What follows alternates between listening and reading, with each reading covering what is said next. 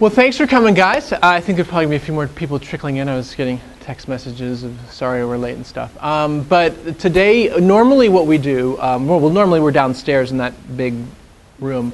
Yeah, and this is a little more intimate, which is nice. And normally we have more than one people here. But this is, I don't know if you guys are familiar, but this is Barry Lyga, who is, how many, 15 books you said? Are we up to 15? It might be. I think 15 might be in the fall, number 15. Okay, all right. 15 books, New York Times bestseller, I Hunt Killers, which is, this just came out today in the mass market paperback, which is nice. I like these kind of stick it in your pocket and just beat it up and, kind of thing. What? So, yeah. Take care of it, man. No, that's not what a paperback's for. That's for the hardback. You take care of those. You don't take care of these. These show love. Like, these show an abused, sort of terrifying love that goes really well with the theme of the book, sort of. But anyway, so this just came out today in the mass market paperback, and Game is out in hardback, right? The sequel came out in paperback last week. Okay. Yeah. And then the last one, which is, I'm sorry, what is the last one called? Blood of My Blood. Blood of My Blood. Because if you put blood in the title twice, people like it twice as much. Yeah. That will be out on September 9th. Okay, all right, so we got all that. Yes. And then, well, let me start by saying how I met Barry Lyga, which was in New York City at Books of Wonder, which is a lovely children's bookstore. If you're ever up in New York City, yeah, and you used to work there? You don't have to whisper. You can everybody. This is like super informal. So like Books of Wonder is like the center of the web. It is. Of the children's book world. It is. It's an amazing place, and Peter's a dynamic fellow. Yes. But yeah. So it was my very first panel that I'd ever been on as a published author. My book had literally just come out like 2 days before. It was my first book, Struts and Frets, and so I'm on my first panel, and I'm super, super nervous, and all these people here, they're all very serious, and Bennett Madison was there, and Daniel Neri, and a whole bunch of other folks. And Barry Lyga was reading his sequel to his very first book was called Amazing Adventures of Astonishing. I'm so sorry, I always mix it up with that Michael Chabon guy. Astonishing Adventures of Fanboy and Goth Girl, and he was I had just come out with the sequel called Goth Girl Rising, and he read from some of it, and I didn't know him. I was only just getting into the YA thing, so I wasn't super familiar with everything that was going on, and Barry read this section about this girl who was super into Sandman, like Neil Gaiman's Sandman and that kind of stuff. And afterwards, I thought to myself, I have to get to know this guy. Like, we're like simpatico here. And so I kind of introduced myself in that way because, like, I don't know, I'm good like that. And we've been pretty much friends ever since, except for that period where you hated me. But that was your fault. I think we can both agree. When I spit in your salad. Yeah. Oh man. Good times. Good times. That didn't really happen. But so Barry was kind enough to be our first out-of-town author to come and speak, which is very cool. Because with this program that we're doing is still brand new. We're only in our first year here, and we're still kind of building an audience and getting the word out and stuff like that. So. Getting someone like Barry down who lives in New York was super nice of him to come down. And he does have family in the area and friends, so, I'm actually really glad that Jon asked me to do this. I mean, it's either 14 or 15 books. It's something at this point. It's a ridiculous number. I've been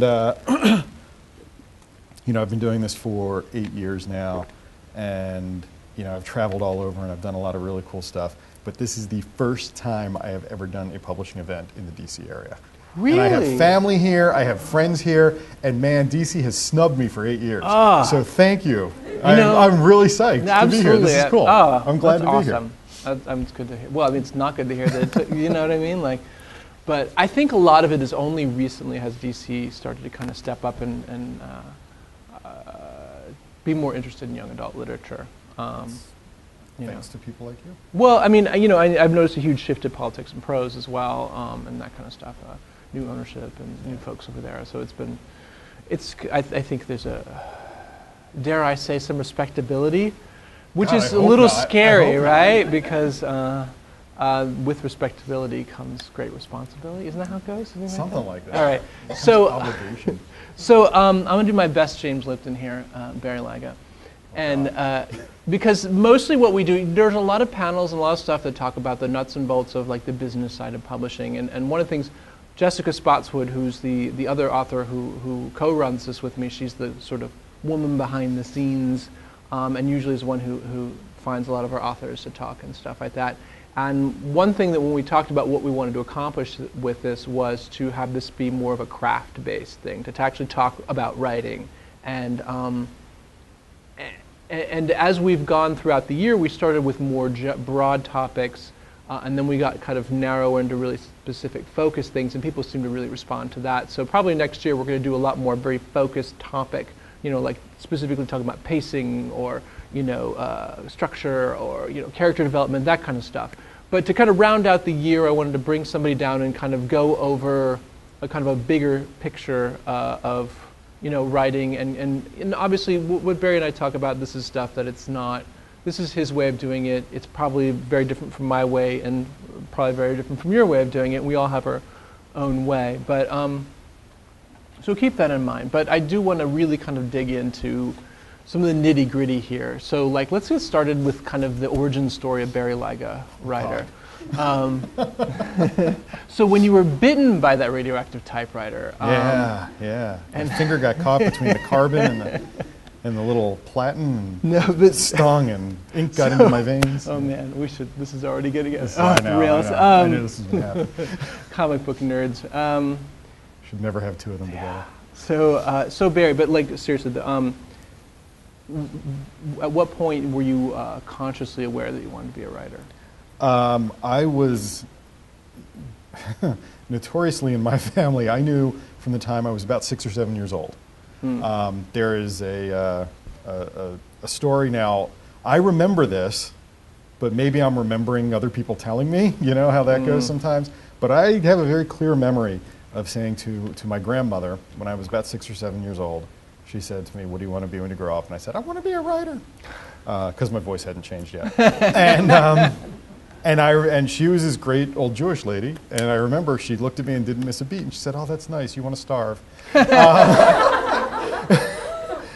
that kind of messed with me, because of course she wasn't serious. But you know how when you're a kid, you don't have the sarcasm filters yet. You just take everything very seriously.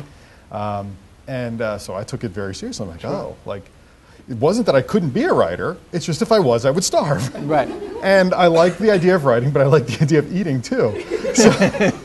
So I spent a lot of my life figuring, I'll be a writer, but I'll be something else. I'm like, I figured out the trick.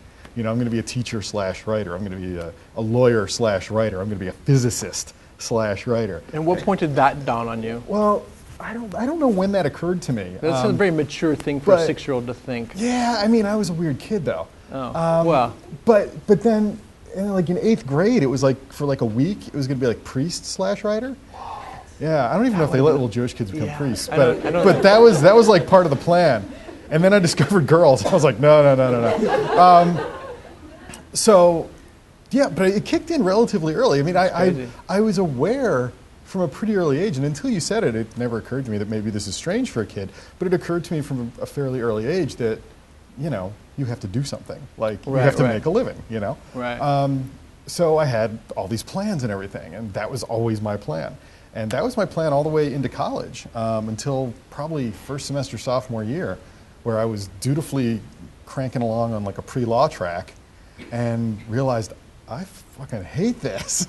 I am miserable taking all these poli-sci and history classes and all this stuff, and I'm really digging my English classes. And I had written a novel in high school and a bunch of short stories, and I was always doing that because, again, I wasn't forsaking it. It's just it was going to be on the other side of the slash. So I decided, I just got to this point in college where I was like, I can't do this. I need to be a writer. This is what I'm going to do. And I switched my major to English and blah, blah, blah. And then graduated from college and into the first Bush recession. And realized, wow, you really do have to make a living. Right. So I did a bunch of other things, for the longest time. And and then, I don't know, I'm probably going way beyond what you wanted me to say. No. But, and ramble. I worked in the comic book industry for a while. You were with Diamond? I was with Diamond, yeah. which for those of you who don't know, and you shouldn't, is this big, really the only distributor. It's like the middleman of comics in the country. And it's basically the only one left in America for all intents and purposes. And I worked there for a long time trying to break into comics because I liked comics. And I thought they were cool. And I thought, oh, you know what, I'll break into comics and I'll do some comics. It seemed easier for some reason. I guess because I was close. I know. I guess because I was close, because I was in the industry, I thought, oh, I should be able to do this. And I did write some really terrible comics in the 90s. Did they get published? Oh, yeah. Like what? Oh, like what? Yeah, right. For whom? Oh, come on. Not a chance. Really? Oh, they were terrible. Would I recognize the names of the characters, the titles? I hope not. Rom. Did you write Rom? I did not write Rom. Okay, I would right. love to have written Rom. That would be so awesome. But anyway, so I did all that, and then round about 2003, 2004, I was like, wow, I am really freaking miserable. Like, I hate my life. And like, it's because I keep with these fallback positions and everything. And I finally just decided, you know what, I'm going to save up, I'm going to scrimp and save and put as much money in the bank as I can for like a year and a half, and then I'm going to quit my job. And my goal is I'm going to have enough money in the bank for a year and quit my job and spend a year doing nothing but writing. And at the same time, I had been writing all along. And I had written, this science fiction novel, and I'd written this really weird Western novel. And then I started working on The Astonishing Adventures of Fanboy and Goth Girl. And I decided, you know what, I need more time to work on this stuff. I'm going to quit my job. So I quit my job in June of 2005, so 9 years ago, I guess. Wow, that makes me feel really old all of a sudden. And so you've been doing this for 9 years and supporting yourself. Yeah. Which is, and it's funny because I planned in June of 2004 to quit my job in June of 2005, and I worked towards that. And there was no justification for it other than this is what I'm going to do. In January of 2005, I got my agent. So I'm like, well, now I'm on the right path. Like, clearly, I'm moving along just fine. So then June of 2005, I quit my job with this year in the bank. And in July of 2005, I did some math and realized I'd screwed up. And I only had about 6 months in the bank. And I was like, wow, first, I'm an idiot. Second, oh my God, what am I going to do? Then in August of 2005, I got a 2-book deal. And it's like just in time, just in the nick of time. Even then, like the contracts took so long to handle. And this is for anybody out there who's thinking about quitting their job or thinking, oh, I sold a book, I'm going to quit my job. Like the contracts took 8 months. And you don't get paid till the contracts are done. So by the time the contracts were signed, I'd been living on my credit cards for like a month and a half. That's awesome. And I was freaking out. And then that check came through and I was like, yes. And this was like pre-recession. Like this was before the economy tanked, like when there was some money in publishing. So that first deal, that was a nice deal. A nice deal. The second deal was good too. And then after that, the economy tanked. And so, but it's still better than digging ditches. So that's how it happened. I mean, I sort of stumbled, fortunately, into a good situation. Right. But I mean, it could have gone pear-shaped real quick. Sure. It could have gotten really ugly. So you've been always writing though, even. Yeah. Oh yeah. Even when I wasn't. I mean, I would give up for stretches. Like I would get really depressed. I'd get too many rejection letters in a row. Sure. And I had this weird notion, which fortunately doesn't seem to be something that's in the zeitgeist anymore. But at the time when I was first writing, and I started when I was really, really young. So, I first started writing seriously in the 80s, even though, I'm not 105 years old. And at the time, there was this notion that in order to publish novels, first you've published short stories. That was the idea. You wrote short stories, you got short stories published, somebody took note of your wonderful, wonderful short stories and called you up and said, good boy, would you like to write a novel? And you went, but of course! And then you withdrew to the drawing room and you wrote a novel on your IBM Selectric.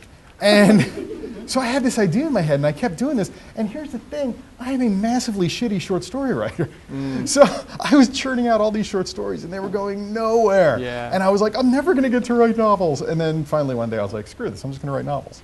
And I'm much better at that than writing short stories. I don't know where that comes from, that idea. Because I did the same thing. I had to write all the short stories. And I think to be a good short story writer, you have to read a lot of short stories.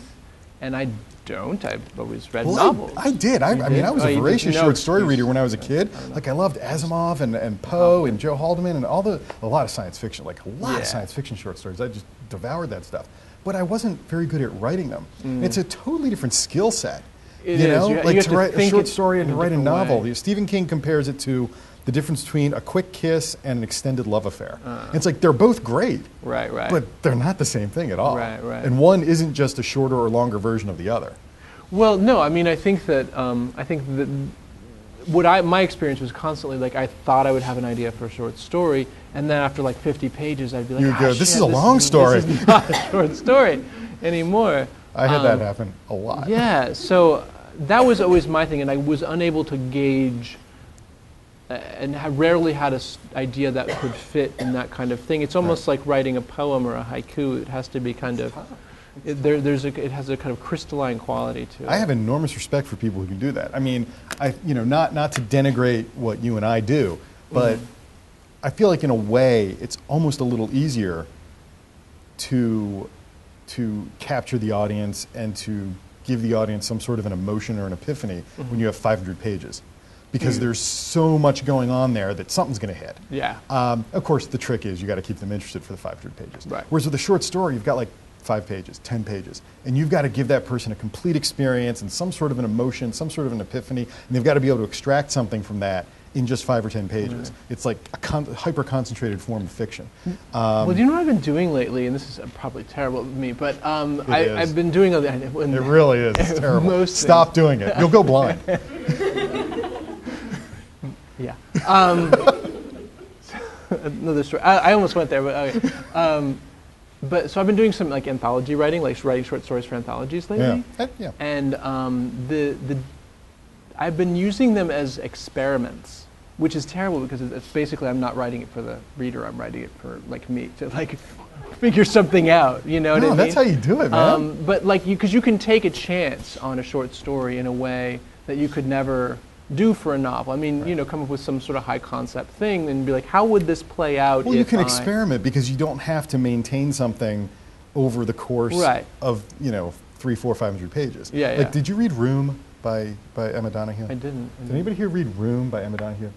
It's Girl. a fabulous book, wonderful book about a 4-year-old, 5-year-old boy who was born to a mother who was one of these women who was kidnapped by a guy, and he's been keeping her like in the basement for 10 years or whatever, and she got pregnant, she had this baby. So all this kid knows is this room that he lives in. And the book is told from his point of view.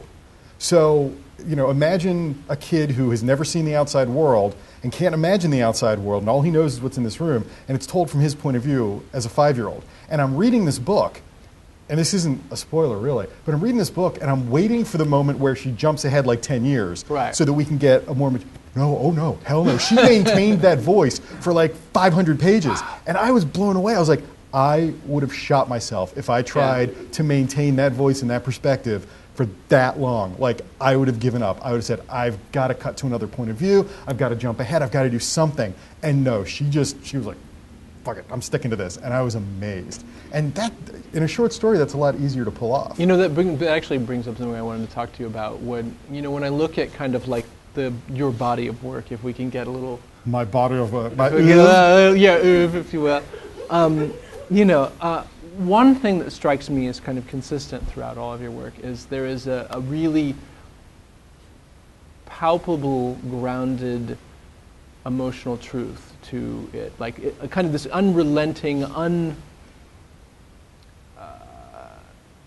uncompromising it's funny emotional that truth. You say that because it's not a word I have necessarily ever applied to myself, but it is a word I see used a lot when describing my work, this word uncompromising, and it's nothing that I set out to do. Sure. It's not like I sat down and I said, I am going to write an uncompromising book. Leave it to the critics to come up with those ones. But I found that that's just the only way I know how to tell a story. Sure. And, it causes arguments with editors. It causes arguments with my agent. It causes people on blogs to say mean things about me sometimes. But I don't know how to tell a story any other way. And the few times I have said to myself, okay, I'll pull back a little bit here, it felt really gross and icky. And I felt like I was being very untrue to myself and to the story, and I reversed myself because it didn't feel right. So you're just going on gut, basically. Yeah, most of the time. And so here's. I mean, I feel like there's enough. I feel like there are enough books out there that. I'm trying to think of how to say this. No, go ahead. If you're looking for sort of like comfort and a safe zone, and sort of, you know, a little bit of a shield between you and something uncomfortable in a book, and I'm not saying those are bad things at all, I'm just saying if that's what you're looking for, there are a lot of books out there like that, I feel like.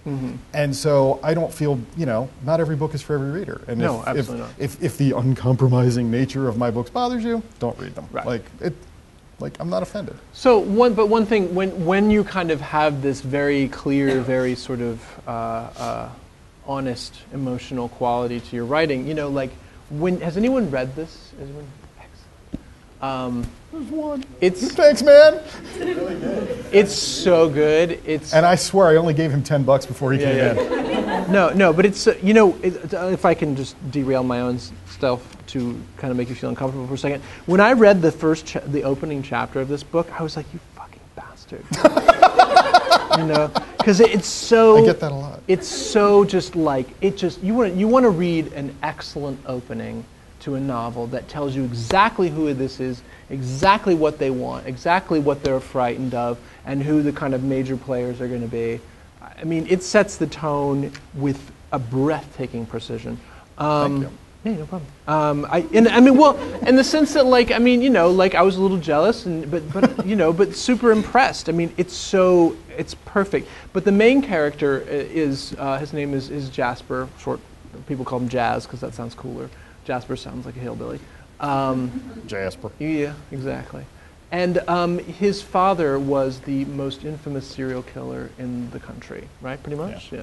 He was like that, of that caliber, and his father raised him, and so and his father's now in prison, right? He's in prison, and as the book unfolds, you begin to see more and more as Jasper's layers peel back just how damaged he is, just how awful his situation was. But at the beginning, he seems fairly functional, and he is. I mean, he's figured out how to function. But there are these little pops and these kind of bits and pieces where something else dark and nasty bleeds through. And, you know, and so I have to say, and I don't know if you have an answer for this, but it's always one of these things that makes me curious. Sweet. When you're writing a character like Jazz, who is this damaged and this struggling against himself, this kind of, I mean, he's got the external battle because he's now decided he's going to track down this serial killer who has hit his town. And when you're writing a character like that, does that take a toll on you? I wrote a book a few years back called Boy Toy about a 12-year-old boy who has an affair with his teacher. And so I had to think like a child molester for that one. And people say to me, does it ever bother you? And I'm like, nah. And it just doesn't. And I feel a little bad because I think I'm supposed to feel bad about it. But, you know, it just doesn't bother me at all. Like, I'm not exactly asking if it bothers you. I mean, that is interesting, but, and a little, you know. Is this a safe place? Yeah. Okay. Yeah. No, well, you know, Libba's comments are making a lot more sense to me now. But it's not so much that, so much as it is, and not just with Jazz, but in everything you write, is there an emotional toll when you write? I mean, and I'm asking this partly because I'm curious about, Barry has just announced he's taking a little bit of a sabbatical after the final I Hunt Killer books comes out. And so I'm honest, and if you don't feel comfortable, I'm an open book. I'll talk about anything. You know, the sabbatical has really come about because over the last 5 years, I've written over 1 million words for publication, and I've written 4 books in the last 13 months, and that's kind of crazy. I figured I should say it before somebody else does. Yeah.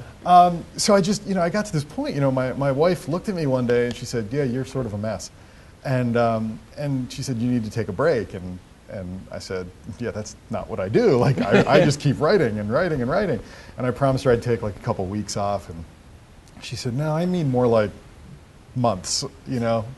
You need to take a long, long break. And I disagreed with her vehemently and then realized she was right.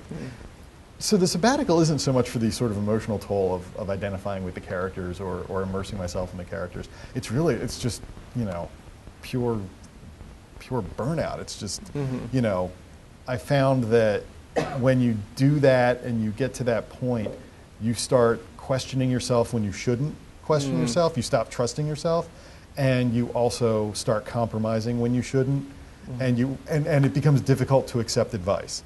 You know, like when I was doing revisions on the final Line Hunt Killers book, you know, my editor would say, you know, you've already said this part, you know, 3 other times throughout the book. Can we maybe cut this? And I'm like, what are you talking about? This paragraph is great. Are you crazy? And then I went back and I looked, and yeah, like 3 other times throughout the book, like almost word for word, I had said the same damn thing. And I had no recollection of it, and usually I can keep pretty much the whole book in my head while I'm working on it. And like that's my mutant power. And here I was just like completely off the rails. And you know, the revision process on that, you know, normally my revision process, there's not much to it. I mean, I go through, I tweak some stuff, and I'm done. But like with the third Killers book, I did like 3 rounds of revision, which I never do. I've got another book that's coming out next year that I did. I can't even tell you how much revising I did. It was driving me crazy. And that to me was a sign that I was off my game. That, you know, I wasn't getting it right the first time, and I had to keep going back and fixing it over and over and over again.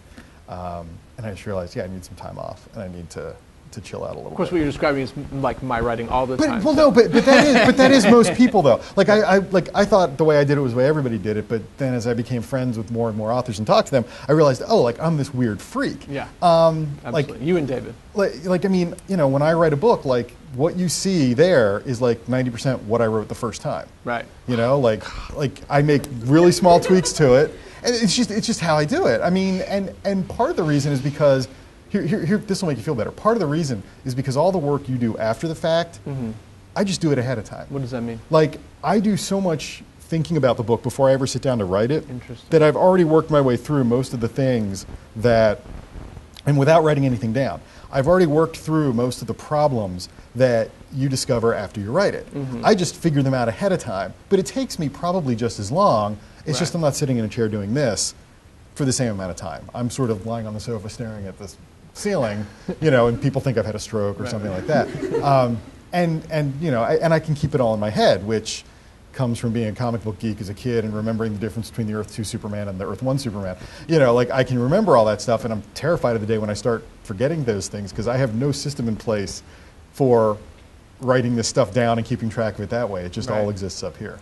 So there will come a reckoning. Right. No, and you know, and then you can call me and we can talk about note taking. And I'll just like I'll be weeping. I'll just be sobbing uncontrollably. Yeah. No, it'll be fine. I'll just be like, all right, come on, Barry. Disaster. I will be curled up. It's called a notebook, Barry. Oh no! I'm afraid of it. I'm afraid of it. You can use your phone if you prefer. Yeah. No, yeah, that's interesting because I don't think I can't even imagine thinking my way through that much organically before I start writing. It comes from, you know, like I started this when I was so young, and I didn't have a computer or even a typewriter, you know, and it's like I was an insomniac as a kid. I mean, I had troubles. Like I don't think I slept more than 3 or 4 hours a night from the age of like 12 to like 19. So it's like I would just lay awake all night writing stories in my head.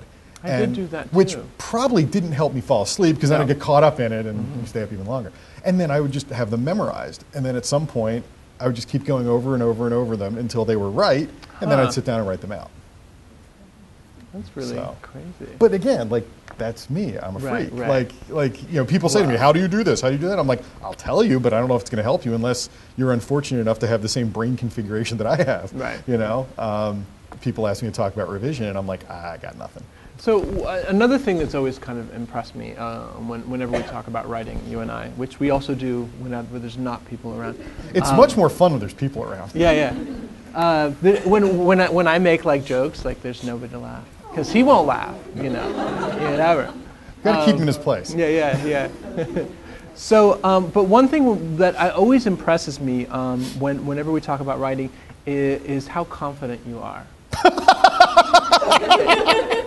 It's true though. Wow, I've got you fooled. Yeah. That's awesome. Well, it doesn't matter whether it is a reality or not. But I guess that's part of my question here. So, you say like, oh, I know I'm off my game when, or or when you're talking about it doesn't feel right and it feels wrong, and you know that you need to kind of turn it around, and you have this sort of, I mean, am I right? He says this with a certain amount of authority, like he knows what he's talking about here, which is always because I'm like, oh, I don't know what to do. My question is, do you? I'm assuming then after your grotesque chuckle that you don't actually feel that way. There's confidence, and then there's just stubbornness. Is that a difference? Can you define the difference? I'm not entirely sure. Well, I mean, I think the difference depends on outcome. And the problem, of course, is that we will never know what the alternative outcomes could have been. My editor, asked me, the Third Eye Hunt Killers book, the final book, at Book Expo, the people at my publisher were talking to booksellers about it, and I wasn't there, but then they came to me later and they said, this is what we said. They said, we told them that this book legitimately, we honestly, truly feel we can say is shocking in every sense of the word. And I was like, that's cool. That was what I was going for, so yeah. And part of the reason, the main reason why it's shocking is because of something, obviously, something that you learn in the book. And my editor did not want me to do it. She was like, look, can you change it? Wow. Make this be something else entirely? Like, I think you've gone too far. Like, this is crazy. Like, people are going to lose it. And I said, no, this is the story. Right. And we went back and forth and back and forth and back and forth, and it's the way I wanted it to be. Right. It's shocking, and we'll see what the result is when the book comes out. What we will never know is if I had listened to her and changed it, how would the book have done? Right. So, confidence is if I do it and I'm right. Stubbornness is if I do it no matter what. And we'll never know if I was right to stick to my guns or not. But my feeling, and I've said this to you before, my feeling is, when I die, what will be left is a bookshelf of books with my name on them. And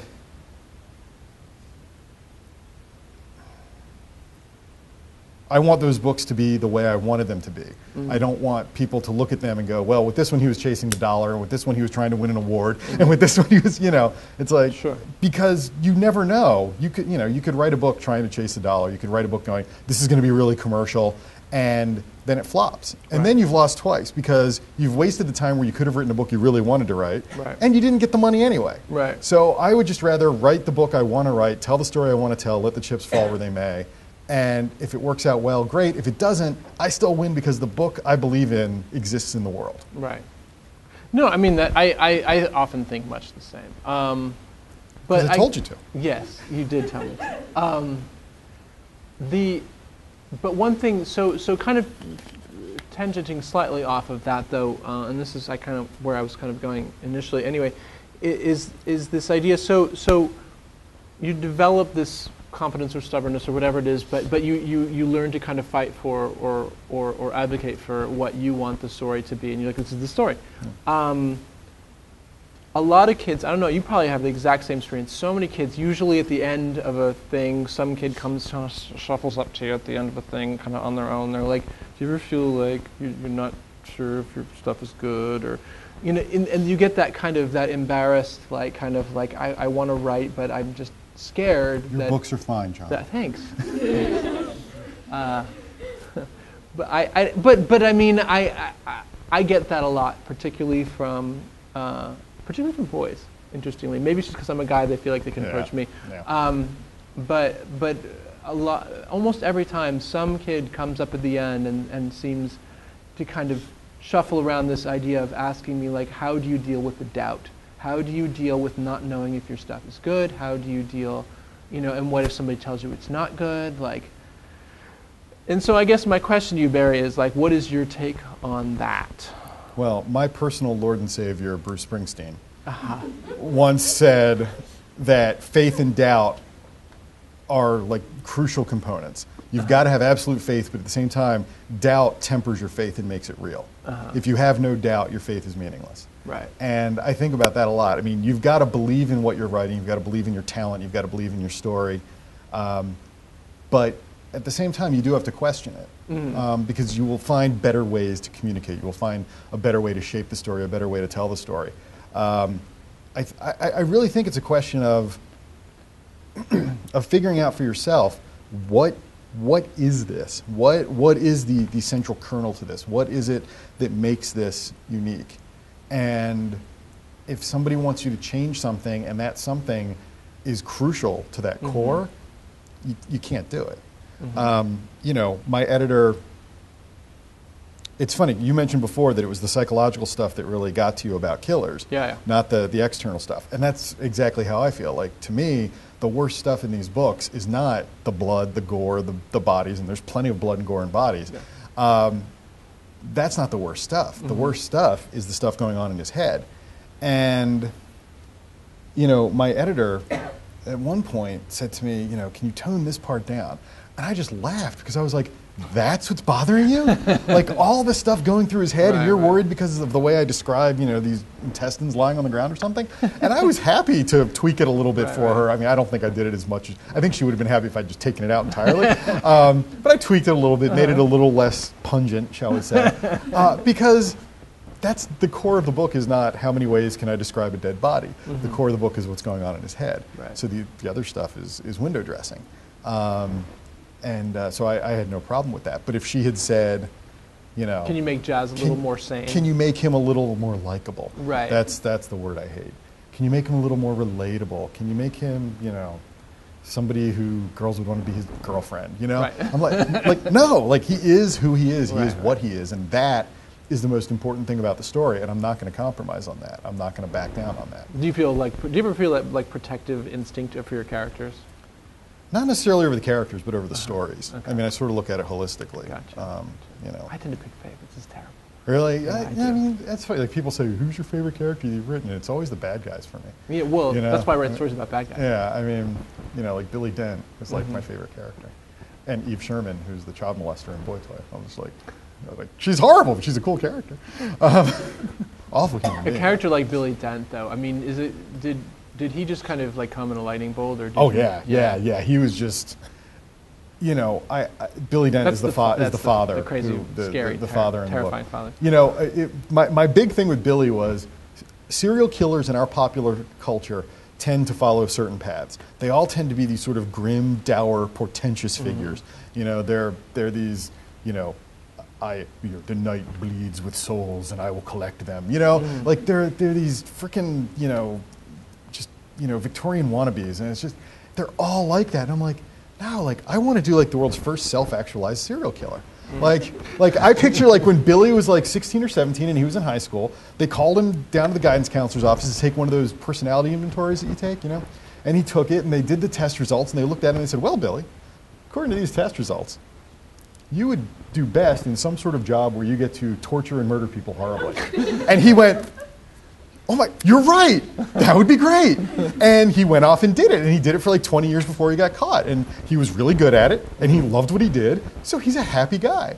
Like, so whenever I write him, he's happy, he smiles, he jokes, he's always having a good time. Because he loves what he does. And who doesn't want that fulfillment, you know? That's true. And I really just sort of tried to look at him as, you know, I just looked at it like, you know, parents always want the best for their kids.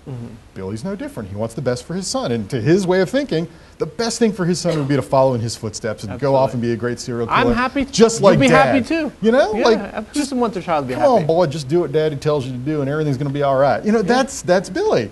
And I just thought that would be a lot of fun. So like the first time you actually see him in the book, like, he's in jail, but he's got a big smile on his face. He's happy. He's walking around like this. Like, he doesn't care. He's like, I killed 124 people before they caught me. That's not bad. You know? He's a happy guy. Good for him. So yeah, he just sort of came into my head like that. I was like, I want to do a serial killer unlike serial killer. I don't want another Silence of the Lambs, you know, another Buffalo Bill, another Hannibal Lecter, Clarice, you know? Like, I don't want another one of these guys. I want something different. Because the thing about serial killers is they blend in with us. Right. They look like us, they sound like us, they talk like us. So I wanted a guy who everybody in town would love, everybody in town would want to hang out with. He'd be like the most eligible bachelor in town. He like drives the bookmobile, you know, like everybody loves him. He's Billy Dead. Everybody loves him. He's got like 15 bodies in his basement. No one knows, you know. So, what I did want to ask you about the research, because so there's a lot of these moments, just these tiny little moments in the book where he's describing something, and it is so specific and so just like some detail, and it's just written with absolute authority, like one does this when one trying to kill somebody, you know, or the best way to remove a finger is, you know, I mean, it's this kind of stuff throughout the whole book, or like these weird little evocative phrases like, it's like cutting chicken, or whatever it was, or something like that.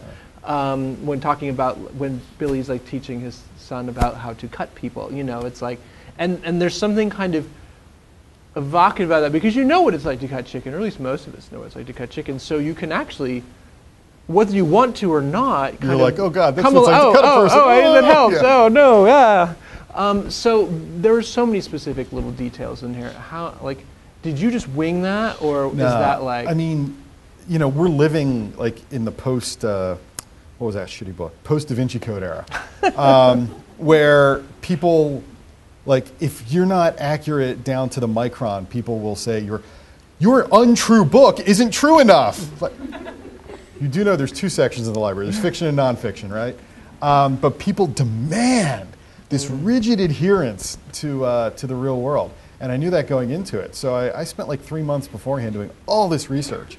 And what I tried to do, I tried not to write the book with like a notebook of research open next to me. I tried to just sort of let the research filter into my brain and sort of to get the gist of things. But, you know, there's a whole sequence describing like rigor mortis. I'm like, you can't fake that. That's physics. No, yeah. So, you know, I looked that up and I'm like, okay, this is how that works. And I described that. And there were a lot of things like that.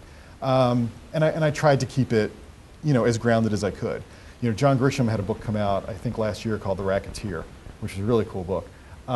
And at the very end, like in the acknowledgments, he's like, by the way, I made all of this up. Like, I have no idea if there's a law in the penal code that says this and this. There, as far as I know, there's no correctional institute at this place, and even if there were, you wouldn't be able to get out by doing this. He's like, I just made it all up, the hell with you. And I'm like, man, that guy's my hero, you know? He just doesn't care. He's like, no, I'm not going to let the real world get in the way of a good story. Right. And that's kind of cool. It is awesome. You know? I do that occasionally. I had a big argument with my production editor about whether one could jump onto the Brooklyn Bridge or not, and it was like a whole, like, the Brooklyn Bridge wasn't anywhere near that point. You couldn't make an entrance at that point. And I'm like, I know. It's like, how many people, other than everybody in New York, how many people are going to know that? Like, who cares? Yeah, you go through these things. Who cares? But I wanted to kind of, I think, oh, good Lord. I wanted to, let's open it up to questions. It's been like, Does anybody have we've questions? been like yabbing away here. It's like, we'll do this all night. Yeah. Does anyone have any questions? If nobody has questions, we'll keep doing it. Yeah, we'll keep, yeah. Oh, there, she's like, oh, please, God, don't keep moving. God, just shut up for 2 seconds! I'll make my question. Yes? I'm really curious where the title of Boy Toy came from, because I have very vivid memories of reading it in high school and everyone misinterpreting what the book was about. I wanted people to misinterpret it. Like, it was this weird, perverse notion of mine that, like, people would think, oh, it's a book about, like, you know, a guy who treats girls badly, like they're his toys or something, or something like that they would think it was some sort of frothy, slightly naughty, you know, thing, and I would trick them, you know. And although, you know, the first page of the book is 10 things I learned at the age of 12, the first 9 of which are, you know, standard things you learn in school when you're 12, and the 10th is how to please a woman. So I think I'm pretty upfront about what the book is. But yeah, just that title, I just thought, yeah, that's what it should be. And I had this idea that, you know, the cover should just be the words boy toy really big, and that people would see it from across a room or across a bookstore or across a library, and they'd go, wonder what that's about. And that's what they did. The hardcover is just boy toy, really big letters with this cool silhouette of the teacher at the bottom. And it's really, you know, my agent, when she saw it, she said, this cover is like a sexy pair of Italian shoes. And I was like, you're right, it is. It's kind of cool. So yeah, you know, it's funny, titles, I never really stress all that much about titles. They just sort of come to me. The only time I really stress it, the only title I've really freaked out about is the third I Hunt Killers book. Because the original title for that was The Crow King. And my publisher was like, there's two problems. First of all, it sounds like a fantasy novel. It does. And I was like, I don't care. I'll take the fantasy readers. By the time they're out of the bookstore, they've already paid for it. And they said, the other problem is when you say it, it sounds like you're saying the croaking. And I was like, all right, okay. So I went back and forth. Like, I pitched like 10 different titles, and they were like, they didn't like any of them. Honestly, I didn't like any of them either. But the second book in the series, Game, in Germany, the title Game doesn't have the connotations that it has in English. So they titled the second book in Germany, Blut von meinem Blut, which is Blood of My Blood. And I was like, why don't we just call it Blood of My Blood? So wait. And they were like, so wait. This is going to. Like, no, hang on. I thought of that. The German title for the third book can be The Crow King in German, because it won't have the problem of sounding like the Crow King. O ye of little faith. I did a short story talking about short stories. I did a short story for an anthology years ago called Geektastic, which was a bunch of young adult authors writing stories about geeks. And I did a short story called The Truth About Dino Girl, which had this really brutal ending. And to this day, I mean, that thing came out like 6 years ago. To this day, I still get hate mail about it. And it's because it's a very brutal story, and the main character does some horrible things and never pays the price for them. And people think, oh, that means he's endorsing that. He's saying that's okay. Like, I don't see that in there. I'm just showing, this is just a story about this girl who does some really horrible things. But a lot of times people aren't able to make that leap. You know, they think, oh, if he wrote it, he must believe it. There's a scene in Killers where, early on, where Jazz is meeting with his social worker.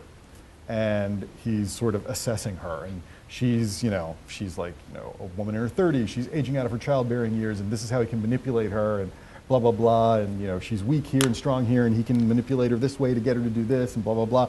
And somebody wrote a whole blog post about how I'm a sexist because, and I'm a misogynist because I think, women are only important in terms of whether they can bear children or not, blah, blah, blah. And I'm like, that's from the point of view of a kid who, on the very next page, is like, wow, I've got issues with women. It wasn't me saying that, it was him. Like, do you get that? But people see what they want to see. There's nothing you can do about it, so. I find that a difficult and troubling thing, this idea of like, there's art and then there's like social political awareness. And like trying to balance these two things, on one hand, you do feel some sort of obligation to address these. We had a whole panel about diversity in YA, and we talked a lot about it then, and I think it went really well, and I think we're probably going to do another one because it was awesome. But we talked a lot about that then, about this idea of talking about women and minorities and that kind of stuff, and trying to present a clear idea of things. But at the same time, like, there is the story, and the story is the story, and it's just the story. Right. And that's the art piece, right? That's the like creative component. Right. And where do those two blend? I think that, and this is just my totally unscientific opinion on the matter, is that if you're a good person, like, ultimately, like, your stories are going to have their own morality anyway. Well, I think it comes to the truth of the story. You have to be true to the truth. And for me, the truth is women are every bit as equal as men. Mm-hmm. My truth is also that this kid couldn't understand that in that moment. Right. And again, it's like a page later, he's sitting there going, wow, I'm messed up. Like, right. I've got issues with women, Like, he comes to that conclusion. I guess maybe this person was so outraged that she threw the book away before she could get to the next page and see the redemption moment. And so yeah, it's tough. But anytime you tell any story, anytime you produce any kind of art, there's always the risk of being misinterpreted. Yeah. Because you can't go around and stand over every reader's shoulder and say, no, I didn't mean that. I see where you got that, but I didn't mean that, I meant this. Right. And then they go, oh, okay. Like, you just can't do that, so you just have to cross your fingers and hope that more people get it than don't. And sometimes it can be even better. There's times definitely people have had readings of a story that, like, they were like, oh, I saw all these cool things you did, and I was like, I didn't actually. Sure, definitely. Yeah, that totally. happens too. And that's when you say, oh, no, I meant to do that. Yeah, absolutely. Because I'm that good. There's this whole idea in voodoo that when the voodoo priests summon the Loa, their gods, They get possessed by them, and that's how they communicate the will of the gods. And the metaphor that they use for this is that the Loa rides the priest like a horse. And that's sort of how I feel when I'm writing. Like when I'm writing from a character's point of view, I'm riding that character like a horse. Make no mistake, I'm the god. But, you know, a horse can be difficult to control. And so I just sort of try to go, okay, where are we going on this horse? And you know, with the method acting idea, you know, like with Boy Toy, I would wake up every morning and go, okay, I'm 12 years old and my hot teacher wants to have sex with me. Go. And, you know, and just, you know, don't have any of my adult filters on, don't have any of my experiential filters on. Just what would it really be like if I was 12 years old and this thing was happening to me? What would it be like if I was 17 years old looking back on what happened to me when I was 12? What would happen if I was 17 years old and my dad was a serial killer? What would that be? And I just sort of try to disengage the ego as much as possible and just run with it. And yeah, sometimes I'm really surprised by what happens. But usually it just kind of makes sense to me. Usually I kind of step back and look at it and go, yeah, I could see that. All right, well, I think we're definitely out of time here. But thanks, Thank you. everybody. This has been awesome. And we'll see you in September. Thanks, everyone.